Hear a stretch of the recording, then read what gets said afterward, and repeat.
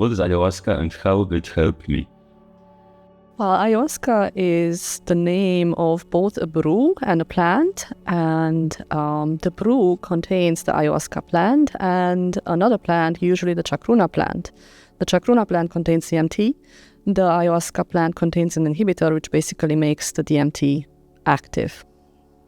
Also, the word ayahuasca means wine of the soul. Yeah.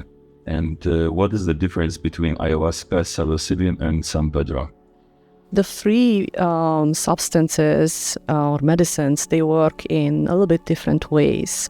The main power of ayahuasca is the healing power, and the reason why it's like that is because what she does, and when we talk about ayahuasca, we usually talk about the female type of energy, is that she opens up inside of you any kind of repressed emotion.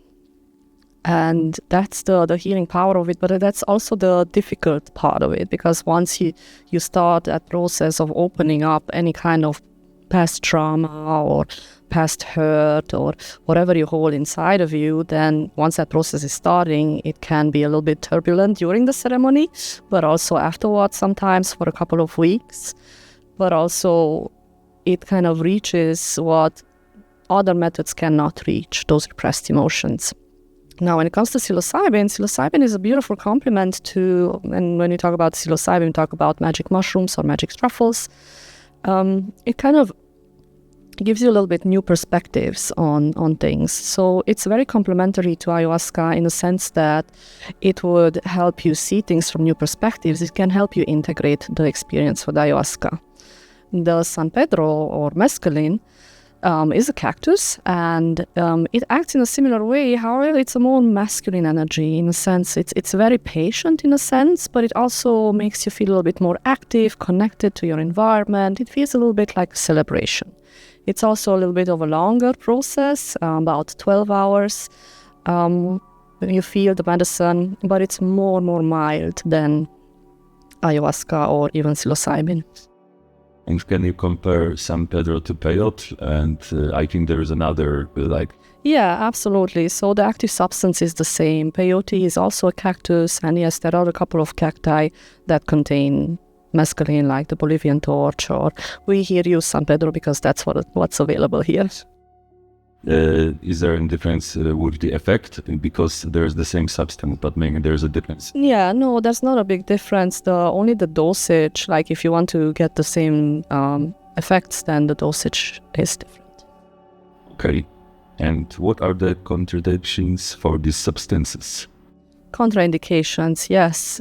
So especially with ayahuasca, but generally with psychedelics, there's a couple of things that are not compatible. And one of the main ones are medication that have to do with antidepressants or anti-anxiolytics, or even ADHD medication. So if you are on SSRIs or if you are on certain types of medication, then ayahuasca is definitely not a good medicine for you. It can be, in fact, very dangerous. It can literally kill you. So that doesn't work, is not compatible. And of course, often we have people who are, because people come to our retreats to seek healing or some spiritual insights, but most of them come for healing. And of course, they come to find some quality of life, obviously. However, they need to come down first from antidepressants if that's the case. And of course, we can recommend to them some tools and some methods how to get them to a point where they are ready to take ayahuasca or other psychedelics. Okay, and are psychedelics addictive? No, definitely not. And that's the big difference between psychedelics and other street drugs out there, because psychedelics, like these type of plant medicines and psychedelics, they work with the serotonergic system of your brain. They do not create addiction, as opposed to other drugs that you might find on the street, which create very fast an addiction and a physical dependency on it. However, there is sometimes the risk that people might use these psychedelics as a crutch to cope with life. And that's where the integration part of these medicines is so important. Okay. And how do I know whether I'm ready for ayahuasca? That's one of the greatest questions always, right? So usually people talk about hearing the call of ayahuasca, and it's so interesting how that manifests. But the typical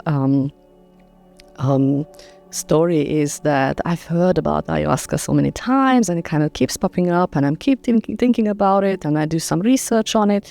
And when people feel the call for ayahuasca, obviously they start rationalizing, right? Like, what is this call about? And, what does it do? What is it good for? So, I might have some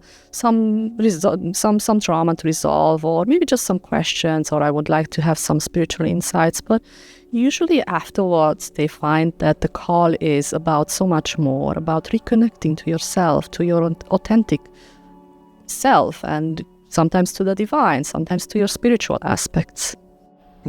Actually, I feel a bit anxious. How do I know this is safe? Well, this is why we have introductory calls for you, and obviously this video as well, to answer basically all of your questions. And I think that the anxiety is natural, and it should be there. Like, if you're not scared of it, then you are not aware of it. You should be a little bit, because obviously what you do with these medicines is you kind of deep dive into your subconscious. And you might find things there which are difficult to face. Now, we talked about trauma so far, but also sometimes aspects that you maybe don't like about yourself. And maybe you might find some guilt or some shame there, which these things obviously are hard to confront. So, of course, a little bit of apprehension is normal. However, this is why we're here. This is why when you work with us, there's guides to talk you through these processes, to help you in the ceremony, before, after. And this is why we also have the preparatory call and the integration call afterwards. Is this anxiety going away by the time? So if you during ayahuasca, like another times, is it like the same, or? I'm still always a little bit apprehensive when I go into an ayahuasca ceremony, because you never know what she will confront you with. But I never regretted having a certain ceremony, because in the end, there's nothing that you will find in there which is not already there, right? So the anxiety is normal. However, what happens, you start trusting the medicine. And then even when you're a little bit anxious and you know yourself in the territory, you know how to surrender to the medicine, so you get the best insights. Okay, and can I have a bad trip? Well, I think a bad trip is definitely possible. I haven't seen one yet on ayahuasca. However, a bad trip to me happens when the setting is not right. That is to say, when you, for example, take a high dose of mushrooms and you are a little bit anxious, the people around you are not the right one, maybe you're at the party, maybe you're alone, and you might have to face some of your fears that you subconsciously hold. And that can turn into a bad trip that can in itself become traumatic. However, when you're in a safe environment with people who know how to help you, how to guide you through the ceremony, then it can be the best thing of your life, even if the ceremony itself can be a little bit difficult at times. Does it happen very often, the bad trips? We had so far at this time, we had about 400 people through our doors, and we had 4 people who did have a rough journey, in the sense that they had a rough time kind of letting go of the anxiety.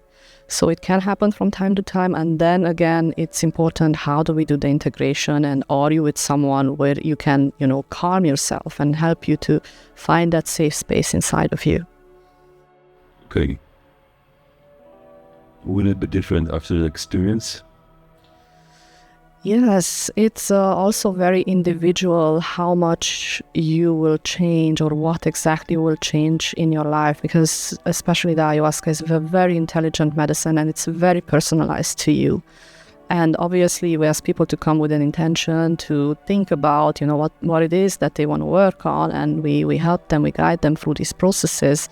And sometimes the changes are quite rapid, like they notice the change right away, and that can be changes in your sleeping patterns, for example, like your sleep improves, even your health, your skin condition might improve.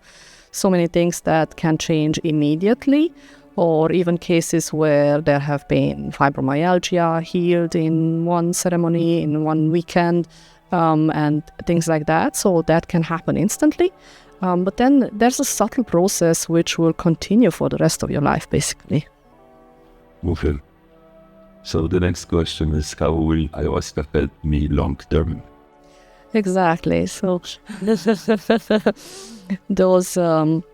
those subtle changes that you might find will have to do with the way you see things and with how you handle your own processes. For example, you might find that you can handle triggers or situation in your life much better, and it also kind of provides a bigger container of the experiences and emotions that you can hold.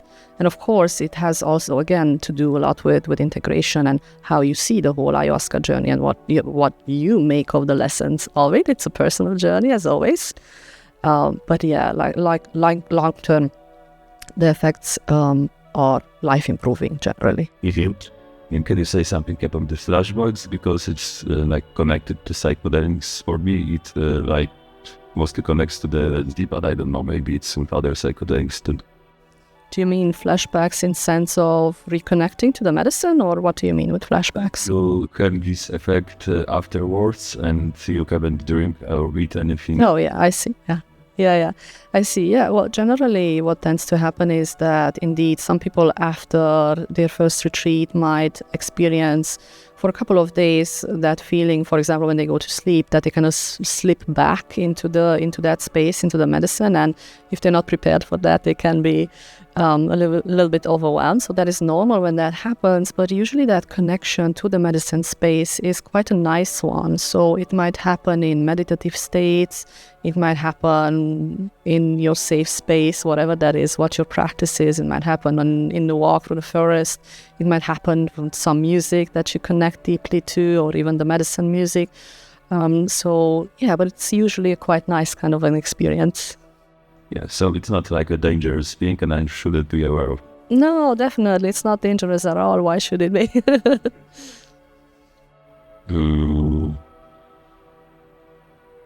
Are ayahuasca and other psychedelics legal in Portugal? They are not. They are no psychedelics are legal in Europe, and only now Australia starts to legalize medical use of these substances.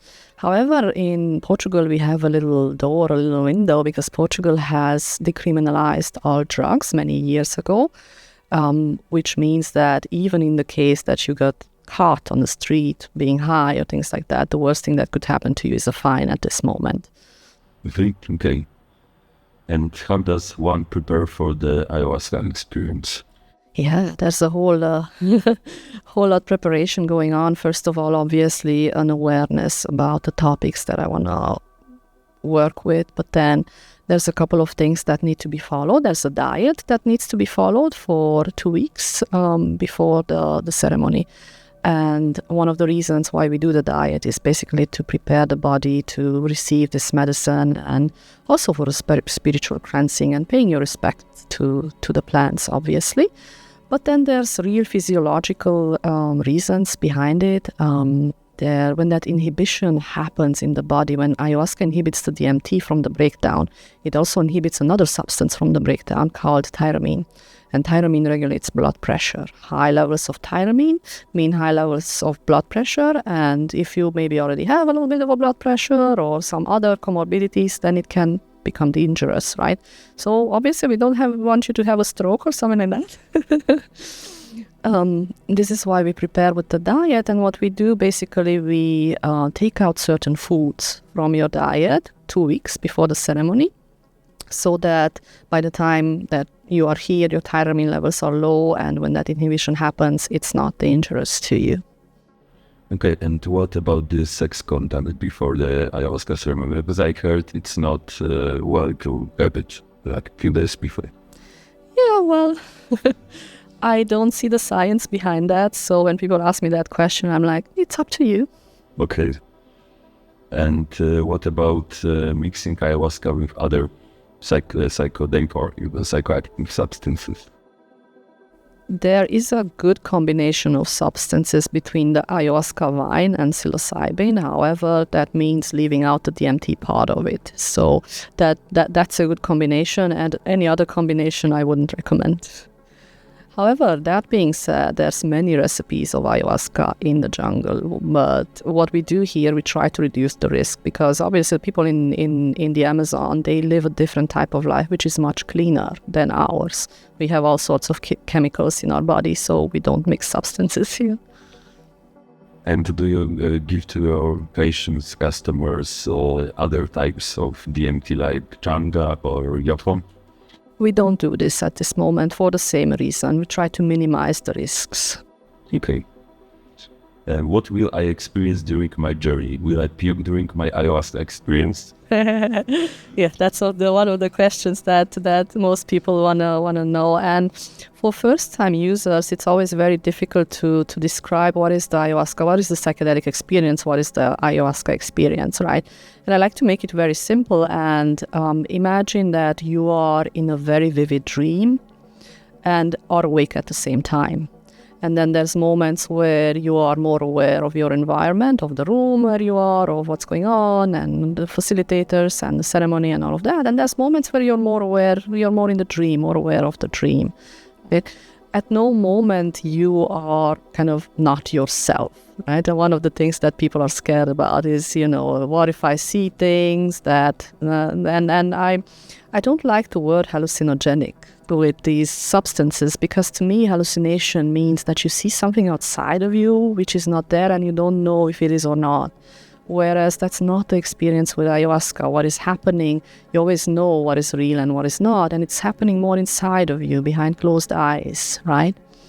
Will you puke? Well, that's also a very individual journey. About 50% of the people puked, and if you didn't puke, you didn't do anything wrong. I do get that question a lot. I must have done something wrong, I didn't puke. When we talk about the puke, we talk about the purging, which is an energetic type of purging. And also the puke is, the vomiting is not the same kind as you would experience from a food poisoning or when you drink too much. It's not that. It feels more like a relief. It feels more like, oh, thank God, it's gone. Right? And then there's many forms of purging, and it's a release of energy. You could also put it in terms of when there is trapped trauma in the body has an internal intelligence and it will let it go. So many people, for example, shake, or they feel the need to voice or to make movements, or obviously the crying, laughing can be a very nice form of purging, right? An energetic release. So that's what's happening with the puking. What is your approach at Wine of Souls? Are there shamans to facilitate my experience? So we don't consider ourselves to be shamans, and the big difference is that we do not drink the medicine during the ceremony. Instead, we are sober to facilitate your journey, to be there for you, whatever is happening, and that's one of the major differences. Our approach is a little bit more on the psychological side, especially on day one. Like when you arrive, we're going to have a one-to-one conversation with you to look at the topics you want to work on and give you a better understanding of yourself. That is very important to us and one of our differentiators. And then as we go through the retreat, we kind of bridge the language of psychology with the language of spirituality, because usually these experiences come with a mystical experience, which people also need to integrate, especially us as Westerners. We're not necessarily connected to those things, so we start bridging a little bit those two languages so you can get the most of your experience. And how long does the experience last? That is also very individual. At Wine of the Soul, we are trying to work with the dosage in a way that brings you to a level that you feel comfortable with, like without sending you over the edge. So on day one, you might have a little bit of less medicine, so you can, get to know the medicine, especially if you're a first-time user. If you're experienced, then you can go for it, and you feel safe in that space, then you can go for it. So that also means that the journey might be a little bit longer than with other retreats.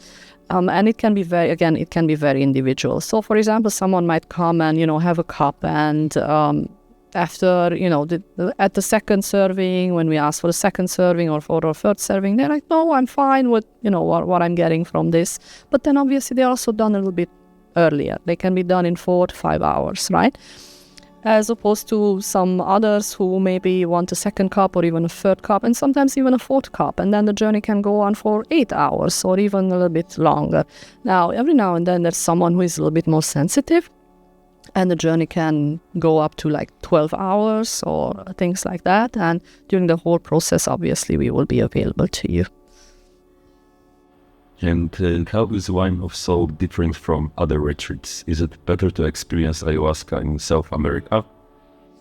That also is a very, very individual choice. Very often, as we already talked about, I have people coming, and when we have our introductory call, some of them have been on retreats in the Amazon, and it turns out to become that introductory call becomes an integration call, because so often that part is missing in the jungle. And this is why we prepare people much, much better. So that is one of our differentiators, but also we offer much more integration, because the shamans, they don't even understand how disconnected we are as Westerners from the world of spirituality, right? They live in a world of magic. Like, to them, it's obvious that the plants have a soul, animals have a soul, they communicate to them. And when we have the mystical experience, sometimes it can be a little bit harder to integrate, because you see, sometimes these experiences can feel realer than reality itself. And that starts, you start asking yourselves a lot of questions. And then obviously you need kind of like a framework to integrate these things. So there's no right or wrong here, obviously. This is our approach that we choose because we think it's more suitable for Westerners. And from our experience, are there like touristic ayahuasca retreats in Portugal? So it's like for making money or something like this, or we don't know about it? Oh, absolutely. One of the things that I did when I was contemplating on actually opening a retreat center was visiting a couple of other retreats. And I must say, I've learned kind of all the don'ts, all the things that I don't want to do in many of them. And of course, it's a new market and there's a lot of opportunists out there, but then there's also a lot of lack of knowledge and understanding. And it's not because people are bad, it's not what I'm saying. Sometimes people, just fall in love with the plant and they think they're ready to serve it, but don't necessarily have the skills, the knowledge, the tools to actually work with people before and after properly. Okay. And where are the plants coming from? We source our plants from Ecuador. There are farmers there to actually plant the plants. It was important for us to have a sustainable source of the medicine. They come into Europe through our supplier, who then distributes them to us. Okay, and because I know that the Kambo, like from the frog, is also connected somehow to the ayahuasca ceremonies. Are you doing this in your ceremonies? We do offer that when we have staff that can provide first aid, because Kambo can be quite tricky sometimes. People can faint and things like that, because again, we live in a very toxic environment basically, and Kambo is all about detox. So yeah, sometimes we do offer, if someone is interested in that, they can talk to us, and if it's available, we can gladly do a little Kambo ceremony. Okay, nice. And why are ayahuasca retreats so expensive?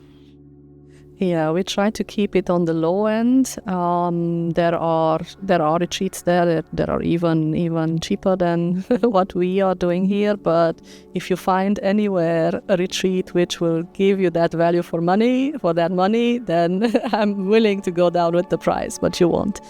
However, the costs are very high because, first of all, the plants come from far away, and then you have to cook it, which is a very tedious process. You are cooking the plants for almost 2 days, and then obviously we pay rent. And one of the things that we do at Wine of the Soul is like really taking care of who facilitates, and we want to pay our facilitators so that they feel acknowledged for their work. So that's very important to me, and that everyone feels acknowledged and they actually stay and, And why are, third question was, how many ceremonies should I? That is also a very individual question. Now, if you have already had ayahuasca, then you kind of know. If you never had ayahuasca, then we suggest you book the 2 ceremonies. And we always suggest to have them in pairs, because usually the first one tends to be a little bit heavier and the second one tends to be a little bit lighter. And you want to have both sides of the spectrum. But then you can add ceremonies to your retreat as you go, up to 4 ceremonies on a weekend. And we have a certain schedule and that certain flexibility. On Thursdays, we have ayahuasca. On Fridays, we have ayahuasca. On Saturday, you can choose between ayahuasca and psilocybin. And on Sunday, we have a San Pedro day, and then you have to leave on Monday. But you can choose to arrive on Thursday, leave on Monday, and just have as many ceremonies as you feel ready to have. For the days without ceremony, we only charge for food and accommodation. Mm-hmm. So when someone chooses psilocybin and someone ayahuasca on Saturday, they're like a mixed group. Isn't it problematic somehow? It's not. It's a mixed group. The duration, it's about the same, and the way we do the ceremony is about the same. We use high dosages of mushrooms, like 6 grams of dried mushrooms, for example, which means that people are just as in a deep process as they are with ayahuasca. So they will lay on their mattresses, just like they would do with ayahuasca. So that matches. What about the logistics of the retreat? Where are the ceremonies being held? What about the accommodations? Yeah, good question. So we have the ceremony rooms inside, because again, it feels like a safer space for so many Westerners. We have accommodations rooms with 4 beds, and also we have some glamping kind of tents. If you would like to be on your own, we do have that possibility as well. But we find that very often people like to be in a community, in the group, because that is just as healing as the medicine itself. And isn't it somehow different between winter and summer? Because in summertime you can, be more in the space outside, for example. Does this ceremonies are different? No, it's not different. And here in Algarve, it's not that cold in the winter either. So. Good often for us. Is there an age limit? There's not an age limit. However, when I talk to people who are under the age of 25, I start questioning a little bit the reasons, because ayahuasca to me is like a big hammer, Do you really need that big hammer to tear down your walls? Or maybe you can you can find tools which are less strong, less invasive, because until the age of 25, the brain is just so much more adaptable, flexible, and it's easier to work with trauma. Now, if there's good reasons for people to have an ayahuasca ceremony under the age of 25, obviously they are welcome. Now, at a certain age, obviously, in the range of 60 plus, we have to look at the physical condition of someone. Is there blood pressure? Is there heart condition? Are they in general in a good physical condition? So that's the question. Other than that, there's no age limit. We had people 70 plus. We had people 20 in their 20s. So. What about the group? For example, I want to come with my family or my friends. Do you recommend it, or is it better to go by my own? We had both. It really depends on what the dynamic is. Sometimes, obviously, we have situations where, a wife or a husband would try to drag their partner alone, and a spousal, right? And that's not necessarily always a good idea. First of all, the call has to come from yourself, not from someone else. Now, we did have families. We had siblings, for example. We had mother and son, for example, which wanted to work collectively on their relationship, which is beautiful, and that we do encourage, right? But it has to be everyone's own choice. So we do screen for that in the calls. It has to be everyone's own choice. Okay.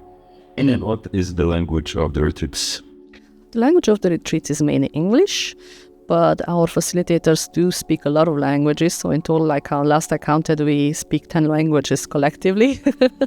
So, talk to us if you feel that English is a little bit difficult for you. Talk to us and we might be able to help in Spanish, in French, in Portuguese, in German, in Romanian, Hungarian, French, Russian. So yeah, we cover a lot of languages. And how big is your crew? At this moment, there are 7 team members, and this is how it's gonna stay, and we work on a rotation basis. And what would I need to bring with me? So not much, really. Don't forget your toothbrush, obviously. And yeah, of course, your favorite cosmetics. It's good to have a water bottle or thermos can or whatever with you. Slippers, of course. Depending also a little bit on the season, make sure you have, a t-shirt or clothing for the outside, but also have something cozy and warm for the night and for the ceremony. And do you provide airport transfers? We do provide airport transfers at a cost. So we have drivers that we work with, which are very reliable, so we can organize it. It makes it easier for you. We can organize the transfer for you. That's included, but you pay for it. Okay. And what is the booking process? If I decide to come to your retreat, what are the next steps?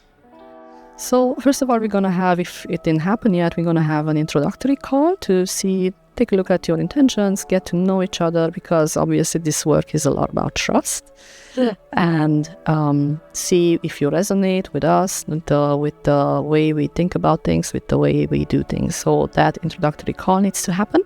And then there's a form that we will ask you to fill out on the webpage for the booking. And basically you pay for your booking and you're good to come. Okay, and what if I'm not sure if I want to drink? Is it possible for me to come to just see the process for a lower cost, for example? We don't offer that because everyone who comes, there's a group coherence that is happening, and everyone who comes is in the medicine space, and there's a lot of sharing and very personal and very vulnerable stuff, whereas if someone is not in the medicine might not understand. This is why we don't offer that.